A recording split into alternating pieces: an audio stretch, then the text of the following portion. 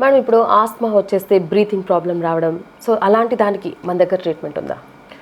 ఎందుకు లేదు, మన దగ్గర ఆస్మాకి కూడా ట్రీట్మెంట్ ఉంది. ఆయుర్వేదిక్లో ఉంది, ఎలక్ట్రోపతిలో ఉంది.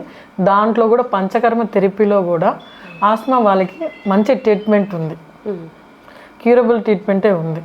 చాలా వాళ్ళు నా దగ్గరగా ఇప్పుడు సీజన్ అయితే అదే నడుస్తూ ఉంది.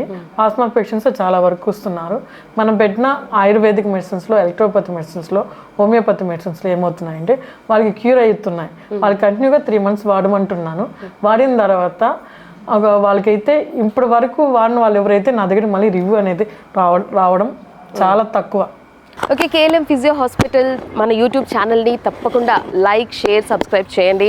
అండ్ మనకి మంచి రివ్యూస్, మంచి సబ్స్క్రైబర్స్ అయితే కూడా వస్తున్నారు.